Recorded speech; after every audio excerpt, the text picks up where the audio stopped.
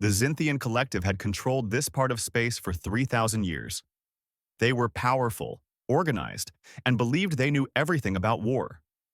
When they fought other alien races, everyone followed the same rules. Fleets would meet at agreed locations. They would fight in neat formations. When one side lost enough ships, they would surrender. This was how civilized beings conducted warfare. The Xinthians had seen many new species enter the galaxy. Most were primitive and easy to control. When humanity appeared in 2187, the Xinthians thought they would be the same as all the others. Commander Jake Morrison stood on the bridge of his ship, the Valiant. He watched the alien fleet approaching Mars through the viewing screen. 15 massive Xinthian warships moved toward them in perfect formation. Each alien ship was 3 times bigger than anything humans had built. The aliens had sent Earth a message. It was a declaration of war, but it was very polite. It included exact coordinates where the battle should happen. It explained how the fighting would proceed. It even told humanity when they should surrender based on how many ships they lost. Lieutenant Amy Chen, who managed the ship's weapons, looked confused as she read the alien message. "Sir, they're telling us exactly where they want to fight. They've even sent us a schedule." Jake read through the document on his screen. He could not believe what he was seeing. "They want us to show up at a specific point in space, line up our ships in formation, and then start shooting?" "That's what it says, sir. Apparently, this is how all space battles work according to them." Jake shook his head. "This has to be some kind of trick." Admiral Lisa Garcia appeared on the communication screen. She was on Earth, commanding all human military forces from the Planetary Defense Center. "Morrison, I'm sending you new orders. Our military leaders have reviewed the alien protocols." "What did they decide?" Jake asked. Lisa's face showed a slight smile. "We're going to ignore everything they sent us." The human strategy was simple. They would not fight where the enemy expected them. While the Xinthian fleet waited in perfect formation at the location they had chosen, human ships came from a completely different direction. They emerged from the asteroid belt where they had been hiding. The human fleet was not organized like the aliens expected. There were military warships, but also modified mining ships and cargo vessels loaded with missiles. They did not form neat lines. They did not announce their arrival. They attacked from 6 different directions at once. The Xinthian commander tried to send a message. "This is incorrect procedure. The designated combat zone is at the following coordinates." 3 human torpedoes hit his ship before he could finish speaking. The impact destroyed his communication system. The Xinthian ships tried to turn and face the attackers, but humans kept moving. Small, fast human craft darted between the large alien vessels, firing and then speeding away. Whenever the Xinthians tried to form their traditional battle formation, human ships would attack from a new angle. The alien commander had trained for decades in proper space combat. He knew exactly how to position his ships, how to coordinate their fire, how to achieve victory, but none of his training had prepared him for an enemy that refused to follow any rules. Human destroyers would pretend to retreat, then suddenly turn around and attack. Fighters would fly in patterns that seemed random but were actually carefully planned to confuse alien sensors. Mining ships, which the Xinthians did not consider military threats, turned out to be loaded with powerful weapons. "They are not fighting correctly," the Xinthian second officer said, his translation device conveying his frustration. "Then we must teach them," the commander replied. But every time he tried to reorganize his fleet, the humans would strike again. The battle lasted 4 hours. By the end, 8 of the 15 Xinthian warships were destroyed. The remaining 7 fled back into deep space. The mighty Xinthian collective, which had never lost a battle in 300 years, had been defeated by a species they considered primitive. Human losses were much smaller. 3 destroyers and 12 fighter craft were destroyed. It was a stunning victory. Jake walked through the hallways of his ship after the battle. The crew was celebrating, but he felt worried. "We won today," he told Amy, "but we also made a very powerful enemy angry." "What do you think they'll do?" Amy asked. "They'll come back," Jake said, "and next time, they'll bring everything they have." He was right. On the Xinthian homeworld, the military council met an emergency session. The aliens were shocked and furious. Never had anyone fought them this way. The humans had violated every rule of civilized warfare. They ambushed us, one council member said. They used civilian ships as weapons, said another. They attacked from multiple directions without forming proper battle lines, added a third. The council leader stood. This cannot be tolerated. Humanity must be taught to fight with honor. We will assemble the largest fleet in our history. We will show them that there are consequences for breaking the rules of war. The order went out across the collective. Every available warship was to report for duty. The Xinthians would bring 200 vessels to the human home system. They would force humanity to surrender. They would make Earth follow the proper rules. But the Xinthians did not understand something important about humans. Humanity had been fighting wars for thousands of years.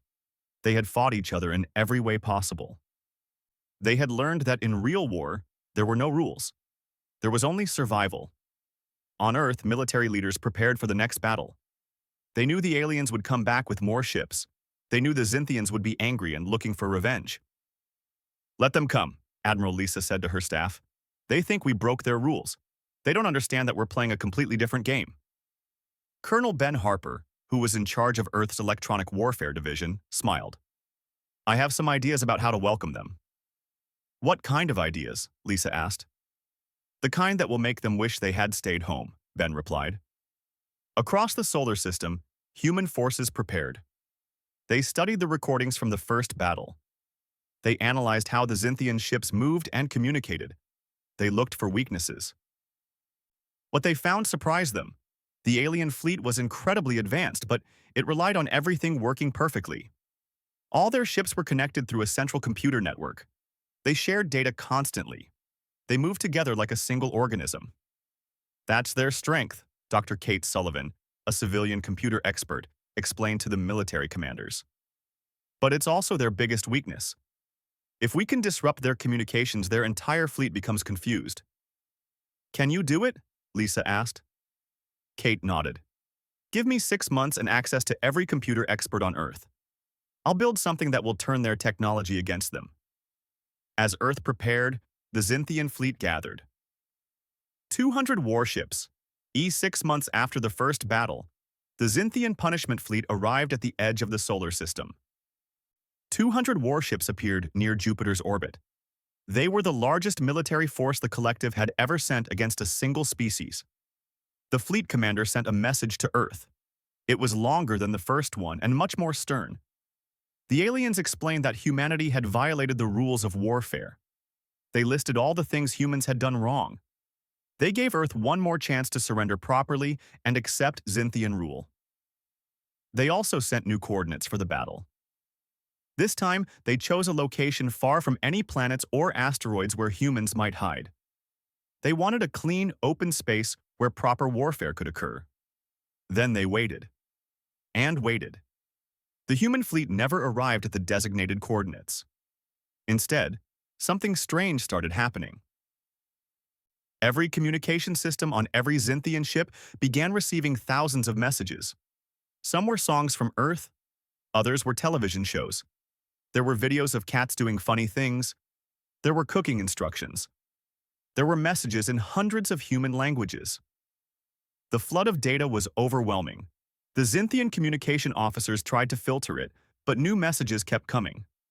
Buried within all this garbage data were sophisticated computer programs designed to infiltrate alien systems. Our networks are being flooded, the fleet intelligence officer reported to his commander. Our computers cannot separate useful information from the noise. On Earth, Colonel Ben Harper watched his screens with satisfaction. How is our little surprise doing? Dr. Kate Sullivan typed rapidly on her keyboard, monitoring the attack. The virus is spreading through their fleet network.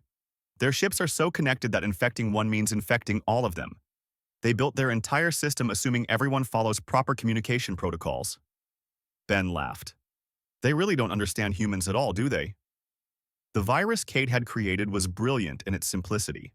It did not destroy Xinthian computers or shut down their systems. That would have been too obvious and too easy to fix. Instead, it made tiny changes that were hard to notice. Sensor readings became slightly inaccurate. A ship's location might be off by a few meters. Timing systems gained or lost milliseconds. Communication between ships took a fraction of a second longer than normal. Navigation calculations had tiny errors in them. For most species, these small problems would barely matter. But the Xinthian fleet relied on perfect synchronization. Every ship needed to know exactly where every other ship was at all times. They moved in formations that required precision timing. Their battle tactics depended on split-second coordination. Kate's virus turned their greatest strength into their biggest weakness. When human ships finally attacked, they did so in ways that made the first battle look normal. Some human vessels broadcast fake sensor signals, making the Xinthians think there were ships where none existed. Drones were programmed to look like large warships on alien sensors. Real military ships disguised themselves to appear like harmless cargo vessels. Commander Danny Price led a squadron of stealth ships. They had special coating that made them nearly invisible to Xinthian sensors. He watched as alien ships fired their weapons at empty space, destroying drones they thought were human warships. "They're shooting at ghosts," his tactical officer said, barely containing his laughter. "Keep moving," Danny ordered. "Let's position ourselves behind their command ship while they're distracted." The Xinthian fleet commander was becoming increasingly frustrated. His sensors showed human ships everywhere, but when his weapons fired, they often hit nothing. His own ships were reporting communication problems. Formation keeping was becoming difficult because ships were not where they were supposed to be. "Maintain proper spacing," he ordered. But the tiny errors introduced by Kate's virus meant that proper spacing was impossible to achieve. Human ships used tactics that the Xinthians found confusing and dishonorable. A group of human destroyers would call for help, claiming they were damaged. When Xinthian ships moved to finish them off, the damaged destroyers would suddenly accelerate and attack. It was a trap, and the Xinthians fell for it repeatedly. Torpedoes that missed their targets did not simply fly off into space. Instead, they shut down and floated like debris. Days later, after the Xinthians had forgotten about them, they would reactivate and strike. The battle was chaos from the Xinthian perspective. Ships lost contact with each other. Formations fell apart. Orders were received seconds late, which was enough time for the situation to completely change. But from the human perspective, everything was going according to plan. Admiral Lisa Garcia watched the battle from Earth Command, seeing patterns in what the Xinthians thought was chaos. "Group 7, the enemy's left flank is exposed," she transmitted. "Exploit it." "Yes, Admiral," came the immediate reply.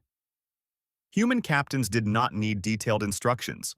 They understood the objective and were trained to figure out the details themselves. Captain Nicole Davis commanded a group of frigates. When she saw an opening in the Xinthian formation, she did not wait for specific orders. "All ships, follow my lead. We're going through that gap." Her captains immediately understood and followed. Within minutes, human ships were inside the Xinthian formation, firing at close range where the big alien ships could not maneuver effectively. The Xinthian commander tried to reorganize his fleet, but it was like herding cats. Every time he gave an order, the virus-induced delays meant ships responded at slightly different times. What should have been a coordinated movement became a confused shuffle. "This is not war," the Xinthian commander transmitted to Admiral Lisa. "This is insanity. You use deception and tricks like criminals." Lisa's response was calm. "We use whatever works. You keep trying to fight a war from 3,000 years ago. We're fighting the war that's actually happening right now. There is no honor in your tactics." "Honor doesn't win battles," Lisa replied. "Adaptation does. You aliens have been fighting each other for so long using the same rules that you forgot wars can be fought any other way. Humans never had that luxury. We've been fighting ourselves for 10,000 years. We tried every dirty trick, every deception, every tactic possible. The ones that worked, we kept. The ones that didn't, we learned from." The battle continued for 2 days. The Xinthians kept trying to establish proper battle formations. The humans kept preventing it. Whenever the aliens thought they understood the human strategy, humans would do something completely different. Jake Morrison, now commanding a heavy cruiser, used an old Earth tactic called feinting. He would move his ship toward a Xinthian vessel as if preparing to attack. The aliens would turn to face him, bringing their weapons to bear. At the last moment, Jake would veer away, and human ships from another direction would strike the now exposed side of the alien vessel. It was a tactic that would have been obvious to any human military officer. It had been used in naval battles on Earth for centuries. But the Xinthians had never encountered it before, and they fell for it again and again. By the end of the second day, the Xinthian fleet was broken. 137 ships were destroyed. The survivors retreated in disorder, their perfect formations shattered. Ships fled individually instead of as an organized fleet. It was the worst defeat in Xinthian military history. The fleet commander sent one final message before jumping into faster-than-light travel to escape. "You are barbarians. You have no place in civilized space. The Council will hear of this." "I'm sure they will," Lisa replied. "And when they do, maybe they'll think twice before attacking us again." After the aliens were gone, the human fleet regrouped. There was celebrating but also concern. They had won 2 battles, but they had also made powerful enemies across the galaxy. Ben Harper met with Lisa after the battle. "We hurt them badly, but there are 6 other major alien empires out there. What happens when they all decide we're a threat?" Lisa looked at the star maps showing alien territories. Humanity controlled only the solar system. The aliens controlled thousands of star systems. The Galactic Security Council met in an emergency session on the Xinthian homeworld. 7 major alien empires sent their representatives. These were the powers that had controlled the galaxy for thousands of years. They had maintained peace through mutual understanding and shared rules of warfare. Now, humanity threatened everything they had built. High Counselor Vexthor stood before the assembly. He was old even by Xinthian standards, having served on the council for 200 years. He had never seen anything like the human problem. "We face an unprecedented situation," Vexthor began. "The humans do not fight as civilized beings. They do not seek honor. They do not follow protocols. They use deception as their primary weapon. They seem to enjoy chaos." Counselor Tren of the Aquilon Empire spoke next. The Aquilons were a water-based species known for their speed and agility. "Perhaps we should study these humans more carefully. Where did they learn such methods?" A Xinthian intelligence analyst activated a holographic display. It showed information gathered from captured human ships and intercepted communications. What appeared shocked everyone in the chamber. "The humans have been fighting each other for their entire existence as a species," the analyst explained. "We have records of over 6,000 separate wars in their history. They have killed billions of their own kind." Counselor Mir of the Crystalline Collective clicked her crystalline appendages in distress. "Surely this information is exaggerated. No species fights itself that much and survives." "The data is accurate," the analyst confirmed. "They have used every weapon imaginable against each other. Fire, disease, poison gas, and even nuclear weapons. They have armies whose only purpose is warfare. They have schools that teach nothing but military tactics. Their children play games about war. Their entertainment shows are filled with combat." The council chamber fell silent. This was beyond their understanding.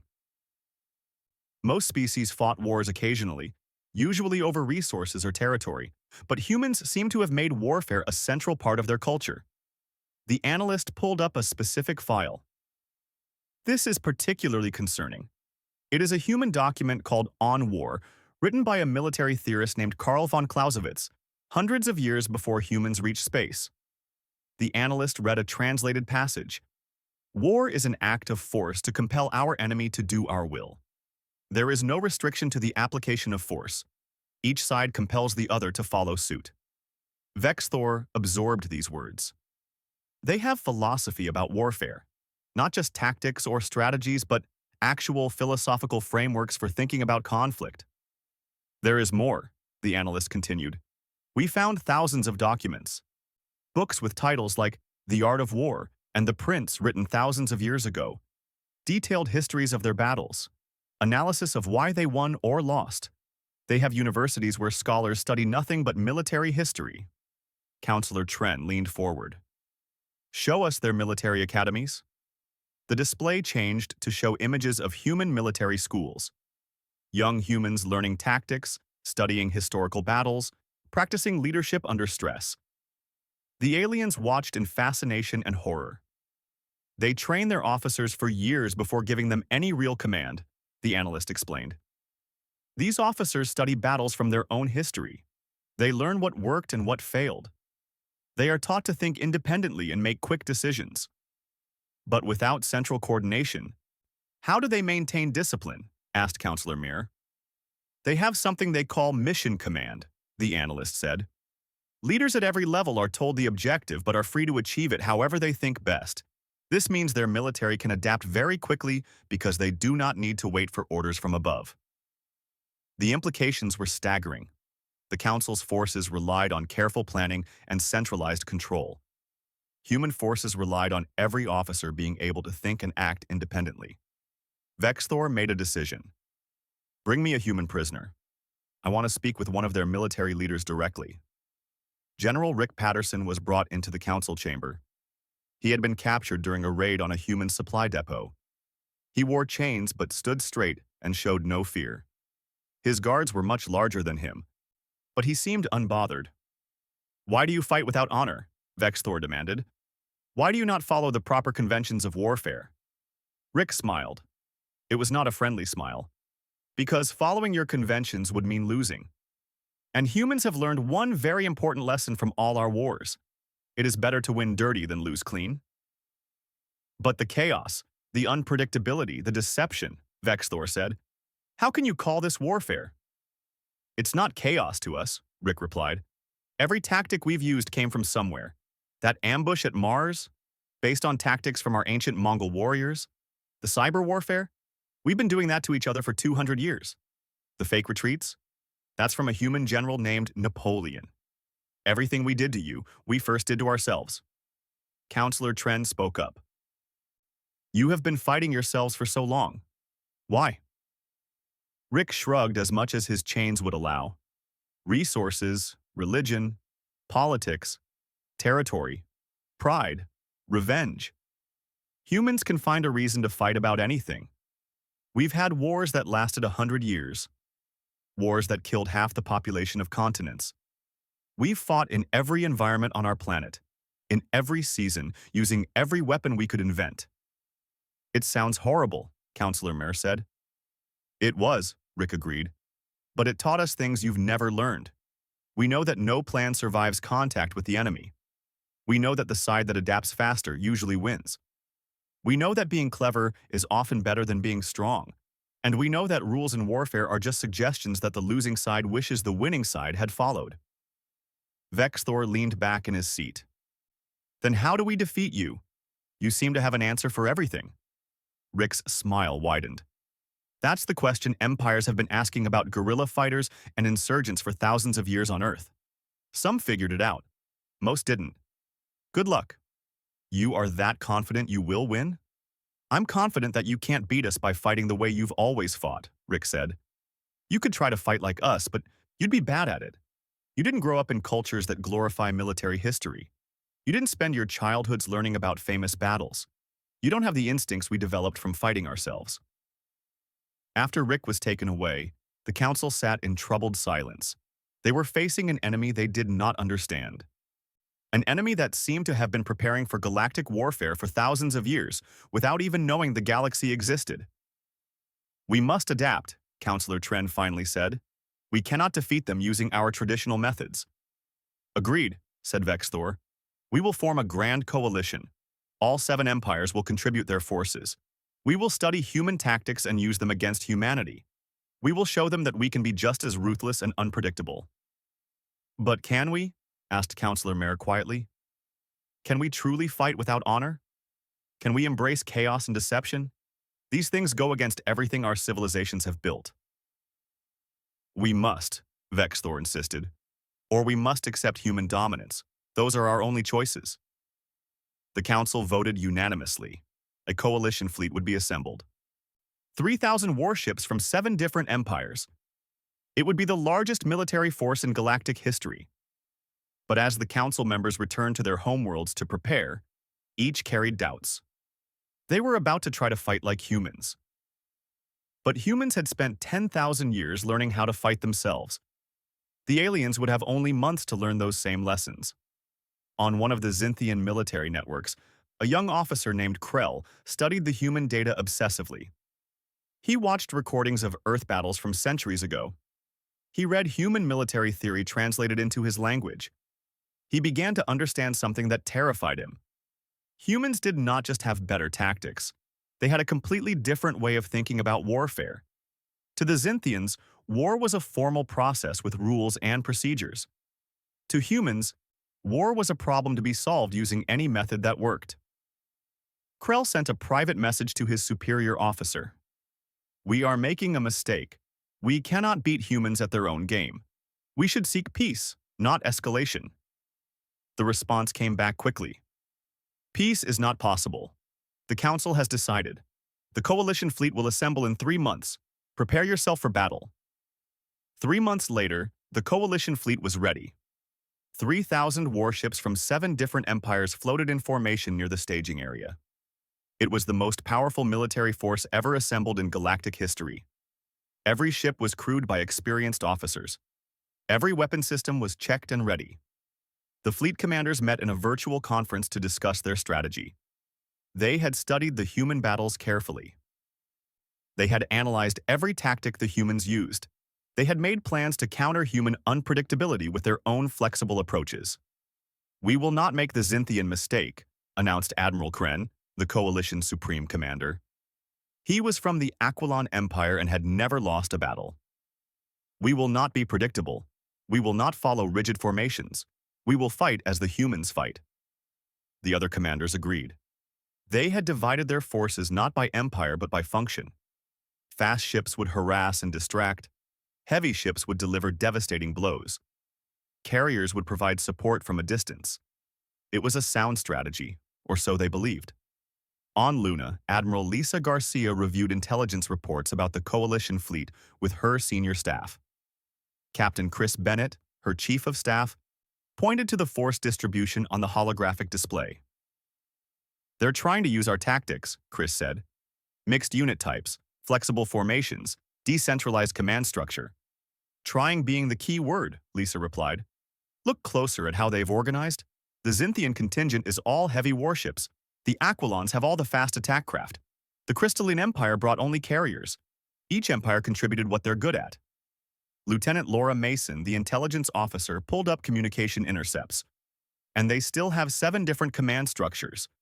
Every major decision requires agreement from all 7 fleet commanders. They're pretending to be flexible while maintaining their rigid hierarchy." Lisa nodded. "That's their fatal flaw. They think tactics win wars. But tactics are just moves on a board. Real warfare is about how you think, how you decide, how you adapt.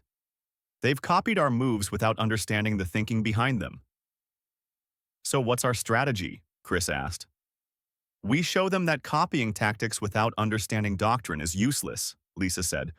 "We're going to fight in a way that looks like their traditional warfare, then shift to something completely different, then shift again. We'll keep changing until they can't keep up." The Coalition fleet entered the solar system near Neptune. They did not announce their arrival or send demands. They had learned that lesson at least. They spread out in a loose formation, trying to appear unpredictable. The human fleet that rose to meet them was smaller. Only 800 ships against 3,000. But the humans had one advantage that numbers could not overcome.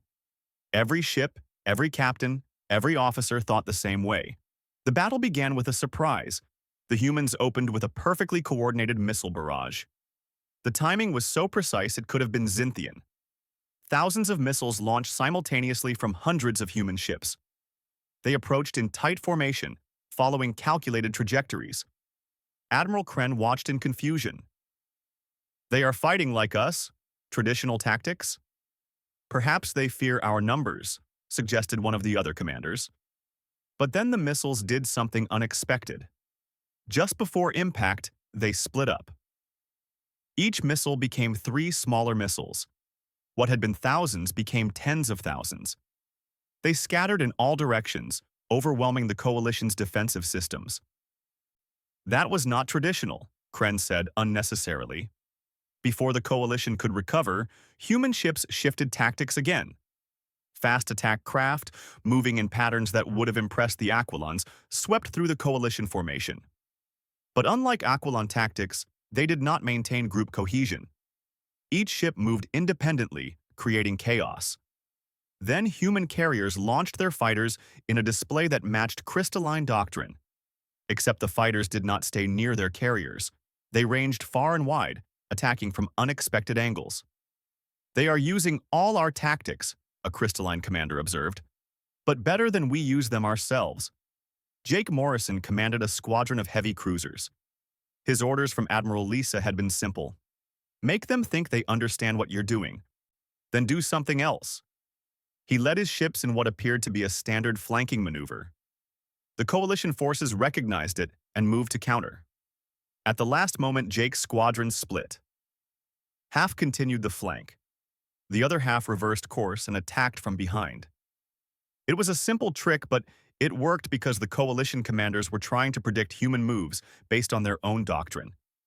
They expected humans to complete the maneuver they had started. When humans did not, the coalition ships were out of position. Commander Danny Price, leading stealth ships again, noticed something interesting. The coalition fleet is hesitating. They're waiting for commands from their admirals. His tactical officer nodded. Their 7 commanders have to agree on major moves. That takes time. Then let's exploit that, Danny said. All ships, rapid strike pattern. Hit them before they can respond. Danny's ships attacked a Zynthian heavy cruiser. By the time the coalition command structure agreed on how to respond, the human ships were already gone, attacking a different target. Captain Nicole Davis saw her opportunity. A gap had opened in the coalition formation. She did not ask permission. She simply transmitted to nearby human ships. Following me through that opening, attack the carriers on the far side. 12 human ships peeled off to follow her. They punched through the coalition lines before the aliens could react. Nicole's instincts told her the carriers were vulnerable, and her training told her to trust her instincts. The coalition commanders watched in growing frustration. Every time they tried to organize a coordinated response, humans would attack somewhere else. Every time they moved to counter a human tactic, humans would shift to a different approach. They are reading our movements before we make them, Admiral Kren realized. How is this possible? The answer was simple but difficult for the aliens to understand. Human commanders did not wait for permission. They saw opportunities and exploited them immediately. The coalition commanders saw the same opportunities but had to discuss them with their colleagues before acting. By the time they acted, the opportunity was gone. The battle raged for a day and a half. The coalition had more ships, but the humans had faster decision-making. Every alien advantage was countered by human flexibility. Every coalition tactic was met with an unexpected response. Lisa watched from Earth Command, seeing the larger pattern. They're starting to fall apart. The Zynthians want to form defensive positions. The Aquilons want to press the attack. The Crystalline want to pull back and reassess. They're arguing instead of fighting. Should we press our advantage? Chris asked. Not yet, Lisa said. Let them defeat themselves first. She was right. The coalition fleet was disintegrating not because humans were destroying it, but because the 7 empires could not agree on strategy. Each empire's commanders wanted to use their traditional methods. None wanted to truly embrace the chaotic, adaptive style of human warfare. A Zynthian heavy cruiser, following its empire's doctrine, moved to establish a defensive position. An Aquilon fast attack ship, following its own doctrine, needed that same space for a high-speed maneuver. They nearly collided, and in their confusion, both were destroyed by human fire. Crystalline carriers launched fighters at the same time Zynthian cruisers were firing long-range missiles. The missiles nearly hit the fighters. The Crystalline commander sent an angry message to the Zynthian commander. While they argued, human ships attacked both groups. Admiral Kren tried to restore order, but it was too late. The coalition was a fleet only in name. In reality, it was 7 separate forces trying to occupy the same space. All ships, full retreat, Kren finally ordered. We cannot win this battle. The coalition fleet fled. Not in an organized withdrawal, but in a panicked scramble. Ships from different empires got in each other's way. Some ships retreated immediately. Others tried to cover the retreat and were destroyed. The coordination that made the coalition powerful was gone. By the time the surviving ships escaped to faster-than-light travel, the coalition had lost over 800 vessels. The humans had lost fewer than 100. The Galactic Security Council met again, but this time the atmosphere was different. There was no anger, no demands for revenge. Instead, there was careful consideration and, for many, fear. 3 fleets had been sent against humanity. 3 fleets had been defeated. The coalition defeat was particularly troubling because it proved that simply having more ships was not enough. Counselor Tren spoke first. We have 2 choices. We can continue this war until one side is completely destroyed, or we can seek peace. I believe we should choose peace. Several council members looked shocked. The Aquilons were known for their pride and combat prowess. For their representative to suggest surrender was unexpected. Peace is not surrender, Tren continued. Peace is recognition of reality. We cannot defeat humans in conventional warfare. They are simply better at it than we are. We could perhaps destroy them if we committed our entire civilizations to total war, but at what cost? How many millions would die? How many planets would be devastated? Vexthor, who had aged visibly since the coalition defeat, nodded slowly. I agree. But what kind of peace?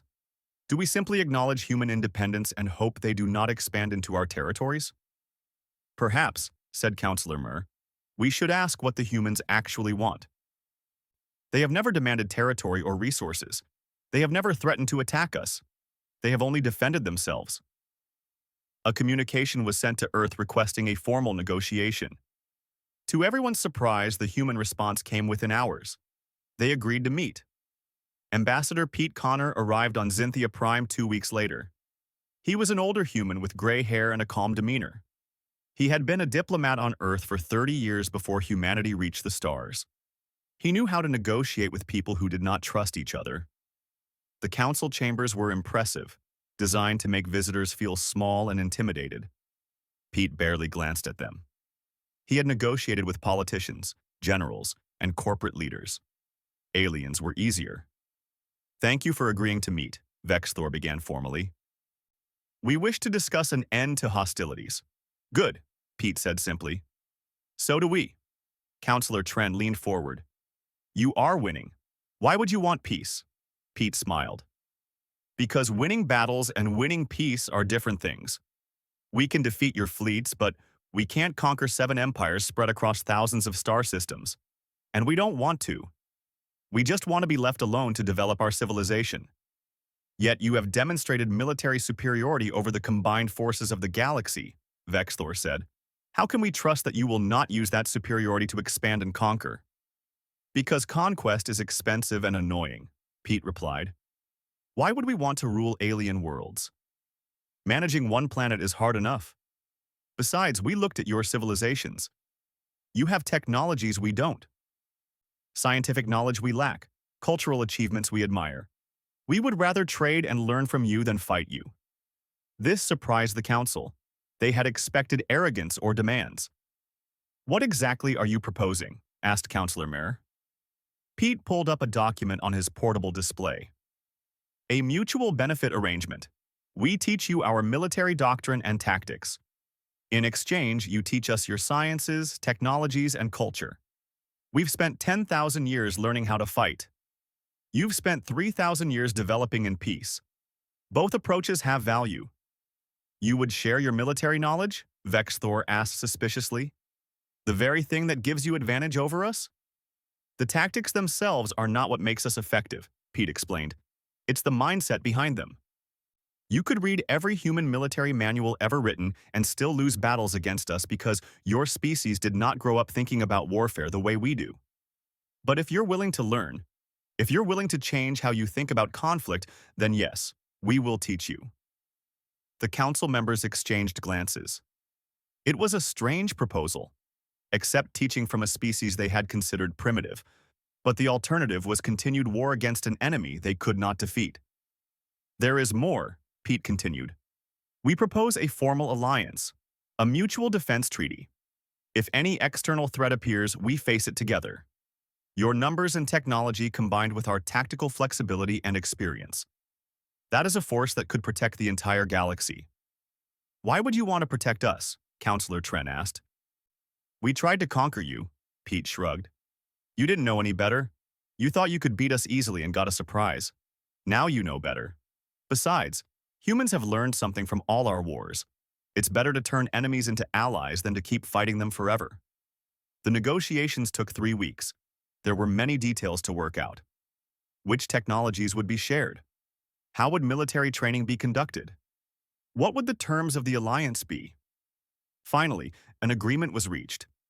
Humanity would join the Galactic Council as a full member. Human military advisors would be assigned to alien fleets to teach and train. Alien scientists would share their knowledge with human researchers. Trade would be established between human and alien worlds. The formal signing ceremony took place on a neutral space station. Representatives from all 8 civilizations attended. Pete signed for humanity. The 7 alien counselors signed for their empires. This is the beginning of a new era, Vexthor announced. We have learned that strength comes not just from technology or numbers, but from understanding. The humans have taught us that there is always more to learn about warfare. Now they will teach us their methods, and we will teach them ours. But the real changes happened in the months that followed. Human military advisors began arriving at alien military academies. The first lessons were humbling for proud alien civilizations. Colonel Ben Harper stood before a class of Xinthian officers at their premier military academy. The room was filled with experienced commanders, each having served for decades. They looked at the human with barely concealed resentment.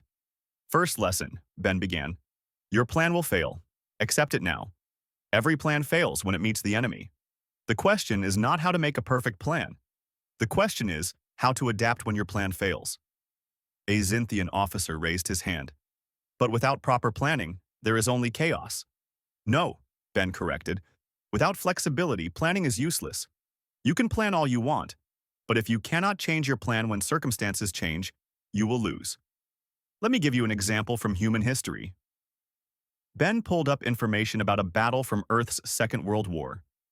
He explained how human generals had made detailed plans, but when those plans encountered reality, they adapted. Sometimes within minutes. Sometimes in ways that contradicted their original orders. The Xinthian officers struggled with this concept. Their entire military culture was built on careful planning and precise execution. The idea of changing plans in the middle of a battle seemed wrong to them. I have another question, said another Xinthian officer. How do you maintain discipline if every commander can change the plan? We do not give commanders plans, Ben explained. We give them objectives, the overall goal. Then we trust them to figure out how to achieve it. If the objective is to destroy an enemy communications center, we do not tell the commander exactly how to do it. We let them use their judgment based on the actual situation. This was even more difficult for the aliens to accept. It meant trusting subordinates to make important decisions. It meant accepting that lower-ranking officers might know better than higher-ranking ones about specific situations. But slowly, over weeks and months, some of the alien officers began to understand. A few started thinking differently about warfare. They began to see battles not as formal processes, but as problems to solve. One Xinthian officer named Krell, the same one who had studied human tactics before the coalition battle, became particularly interested. He spent hours talking with human advisors, reading human military history, and trying to understand the human mindset. During a training exercise, Krell's unit was supposed to follow a specific plan to attack a mock enemy position. Halfway through the exercise, Krell noticed that the enemy had left their flank exposed. The plan said nothing about exploiting this weakness. For a moment, Krell hesitated. Then he remembered what the humans had taught him. The objective was to capture the position. The plan was just a suggested method. He ordered his unit to change course and attack the exposed flank. The exercise ended in minutes instead of the expected hour. Krell's forces captured the position with minimal losses. Colonel Ben Harper, observing the exercise, started laughing. He gets it. That Xinthian actually gets it. Other species began learning as well. The Aquilons, already aggressive fighters, learned to channel their aggression more effectively. The Crystalline developed carrier tactics that even impressed human admirals. Each species adapted human methods to fit their own strengths. But it was not just military knowledge flowing one way. Human scientists were amazed by alien technology. Faster-than-light travel that was more efficient than human versions. Medical treatments that could cure diseases humans struggled with. Materials science far beyond what humanity had developed. Dr. Kate Sullivan, the computer expert who had designed the virus that defeated the Xinthian fleet, now worked with crystalline programmers. Their computing architecture is completely different from ours. 10 years after humanity joined the Galactic Council, the galaxy was a different place. Human military advisors served on ships throughout the Allied fleets. Alien scientists worked in laboratories on Earth and Mars. Trade routes connected human space with dozens of alien worlds. But the most significant change was in how the galaxy thought about warfare. Commander Jake Morrison, now an admiral himself, observed a joint training exercise near Jupiter. Human ships flew alongside Xinthian cruisers, Aquilon fast attack craft, and crystalline carriers. They moved as one fleet, not 7 separate forces trying to cooperate. 5 years ago, this would have been impossible, commented Captain Amy Chen, who now served as his executive officer. They would have gotten in each other's way. They learned, Jake said with satisfaction, not just tactics, but how to think tactically. That was always the hardest part to teach. The exercise involved a complex scenario. A simulated enemy force with superior numbers attacking a defended position. The mixed alien and human fleet had to work together to repel the attack. What impressed Jake was not that they won. The scenario was designed to be winnable. What impressed him was how they won. The Xinthian commander saw an opportunity and exploited it without waiting for permission. The Aquilon ships adapted their formation when the enemy moved unexpectedly. The crystalline carriers repositioned themselves based on the changing tactical situation. They were thinking like humans now, or at least like human military officers. Flexible, adaptive, and independent. On Earth, Dr. Kate Sullivan was giving a lecture at a university. Her audience included both human and alien students. The Crystalline Exchange students were particularly interested in her topic, advanced cyber warfare techniques. The key is not just to attack enemy systems, Kate explained. The key is to understand how they think about those systems. Different species have different assumptions about how networks should work. If you understand their assumptions, you can exploit them. A crystalline student raised a crystalline appendage. But is it ethical to use such deception to attack an opponent's trust in their own systems? Kate smiled. It was a very crystalline question. In warfare, deception saves lives. If I can defeat an enemy through clever hacking instead of shooting, fewer people die on both sides. That seems ethical to me. The student considered this. Human ethics were sometimes difficult for aliens to understand. Humans seemed to have fewer absolute rules and more situational judgment. But that was changing too. Aliens were learning that human morality was not as simple as it first appeared. Yes, humans were willing to use deception and unconventional tactics in war.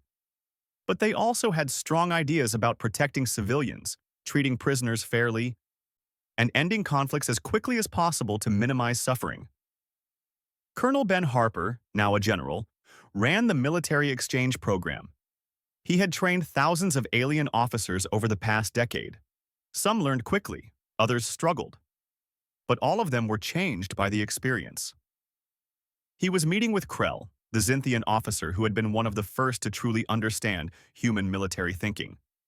Krell now commanded a Xinthian battle group and had requested to speak with Ben privately. "I wanted to thank you," Krell said through his translation device. "You taught me to see warfare differently, but I also wanted to ask you something. Do you ever regret it? Teaching us to fight the way humans fight?" Ben considered the question carefully. "Honestly, sometimes. Before we came along, galactic warfare was predictable and limited. Now it's going to be more chaotic and possibly more destructive. But I think it's better this way." "How so?" Because the old way only worked when everyone agreed to follow the rules, Ben explained. It was stable but fragile. One species that refused to play by the rules could dominate everyone else. Now everyone knows how to deal with rule breakers. The galaxy is more prepared for real threats. What kind of threats? Krell asked. Ben shrugged. Who knows? Maybe another species will emerge that's even more aggressive than humans. Maybe there's a danger out in unexplored space. The point is, now you're ready for it. Before, you only knew how to fight polite wars. Now you know how to fight any kind of war. That was the truth that humans had brought to the galaxy. Not just tactics or weapons, but the understanding that real threats do not follow rules. The galaxy had been lucky for 3,000 years, facing only enemies that fought in predictable ways. That luck could not last forever. Admiral Lisa Garcia, now in overall command of the combined human and alien defense forces, understood this better than anyone. She had been reviewing reports from exploration ships, mapping unknown regions of space. There are hundreds of species out there we have not contacted yet, she told her staff during a briefing. Some will be peaceful, some might not be. Some might make humanity look gentle by comparison. Are you worried about future conflicts? Asked Captain Chris Bennett, who still served as her chief of staff. I'm always worried, Lisa admitted, but I'm less worried than I was 10 years ago. Back then, humanity faced the entire galaxy alone. Now we have allies who understand real warfare. We're ready for whatever comes. She was right to be prepared.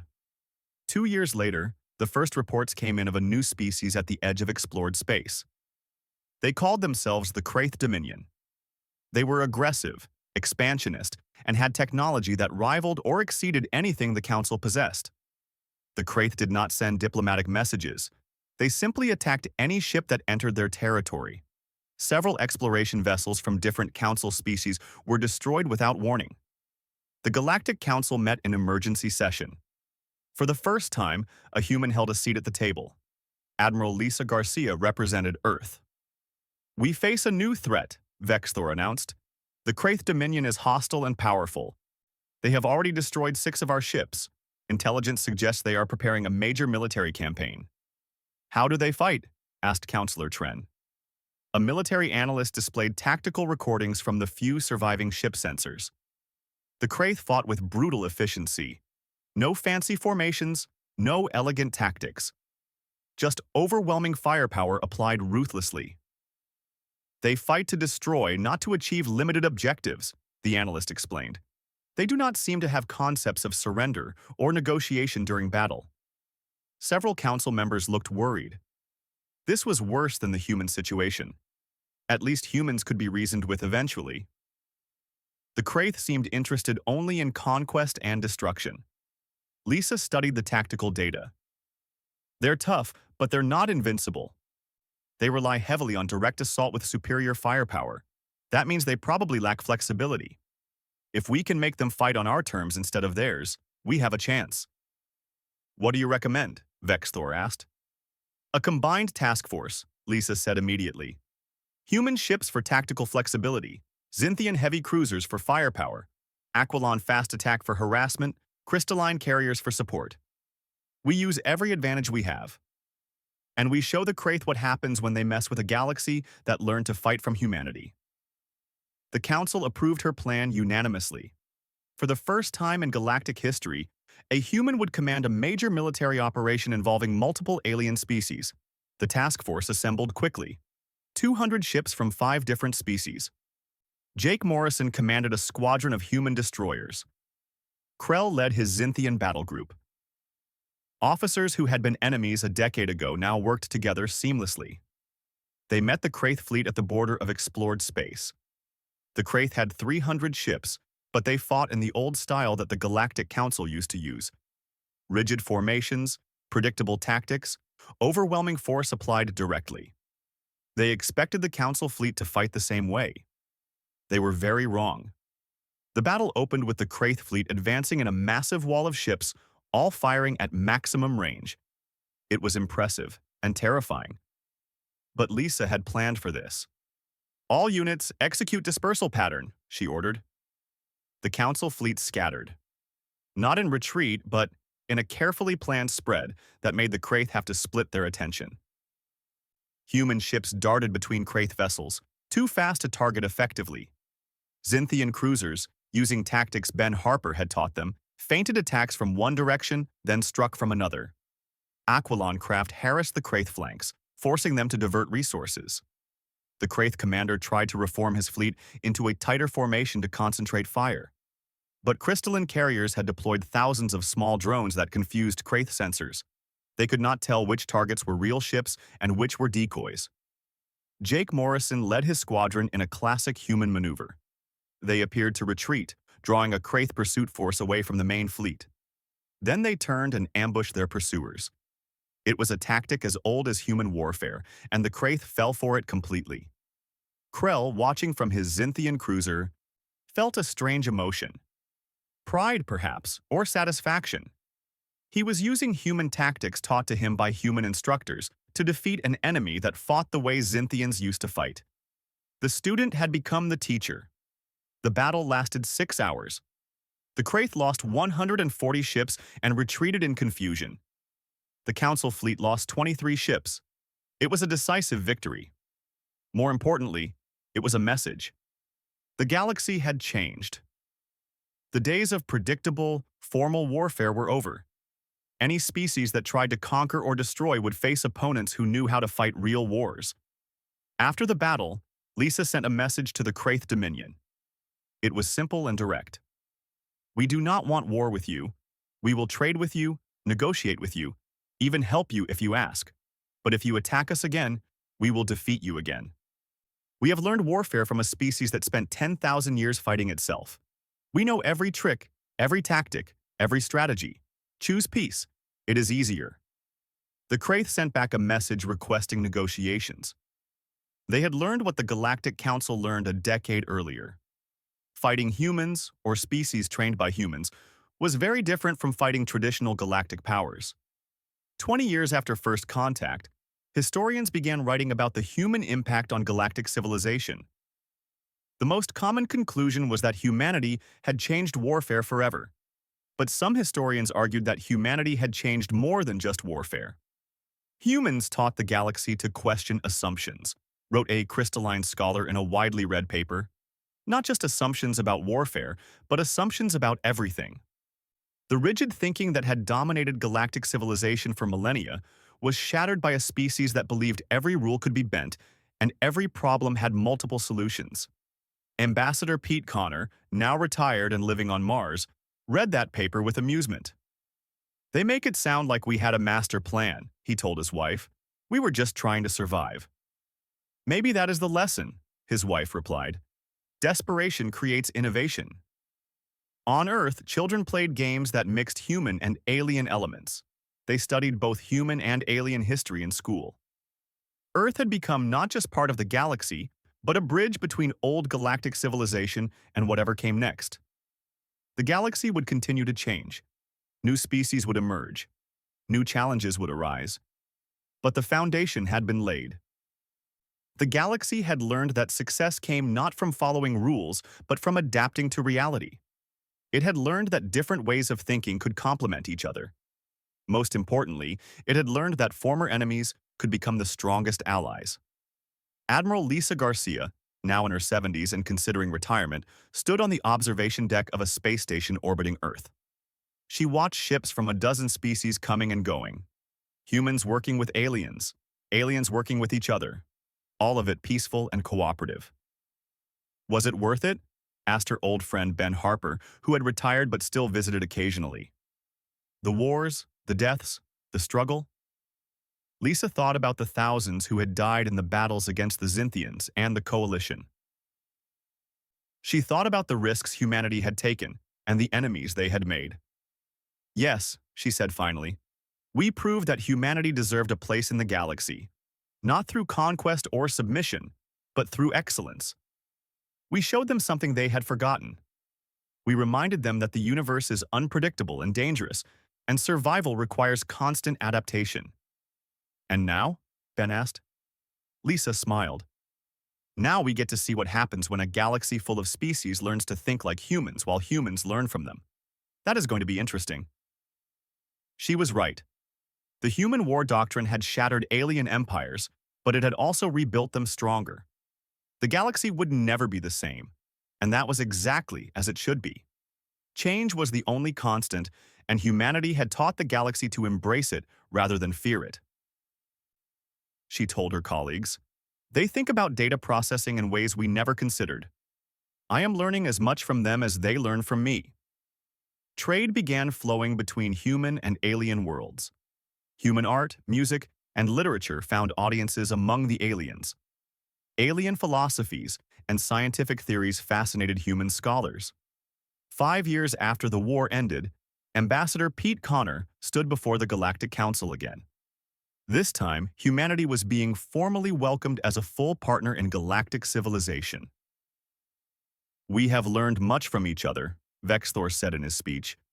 The humans taught us that there is always another way to approach a problem. We taught them that technology and knowledge are as important as tactics and courage. Together, we are stronger than we were separately. Pete smiled. My people have a saying, if you want to go fast, go alone.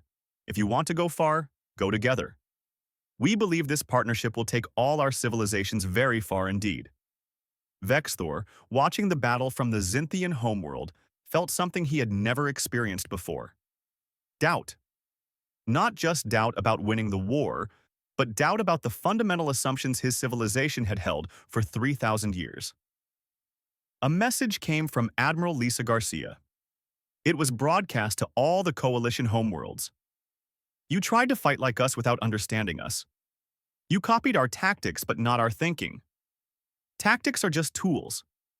Doctrine is how you decide which tools to use and when. You can have all the same tools we have and still lose if you don't understand how to use them. The message ended. Across 7 empires, military leaders contemplated their defeat. They had brought overwhelming force and lost anyway. They had tried to adapt and failed. The question now was what to do next. War until humanity was destroyed? That seemed increasingly unlikely to succeed. Peace? That meant accepting that a young, primitive species had defeated the combined might of the galactic powers. The galaxy would never be the same. Krell looked at the human military text on his screen. One phrase kept appearing in different forms across multiple documents. Know your enemy and know yourself, and you will never be defeated. The problem was that the aliens were trying to know their enemy while also trying to become their enemy, and Krell feared that was a contradiction that would destroy them all. The Coalition fleet began gathering at a neutral space station. Ships from 7 different empires, each with their own traditions, their own training, their own ideas about warfare. They would have to learn to work together and learn to fight like humans. They had 3 months to accomplish what humanity had spent 10,000 years learning. It was not going to be enough. Then we'll face them the same way we faced the Xinthians, she said, by being smarter, faster, and more unpredictable than they expect. Can we keep winning against those odds? Lisa smiled grimly. Humans have been winning against bad odds for our entire history. Why stop now? But both of them knew the real test was coming. The Galactic Council would not ignore what happened. They would study human tactics. They would try to adapt. The next war would be much harder. Crewed by experienced officers who had never known defeat before their encounter with humanity. They were confident. Humans had surprised them once, but it would not happen again. The fleet commander addressed his officers before they departed. We will teach these primitives the proper way to conduct warfare. We will show them that civilization has rules. They will learn to respect our ways, or they will be destroyed. The Xinthian armada began its journey to Earth. It would take them 6 months to arrive. They traveled in perfect formation, every ship in its proper place. They communicated constantly, sharing data and coordinating their movements. They had no idea they were making themselves the perfect target.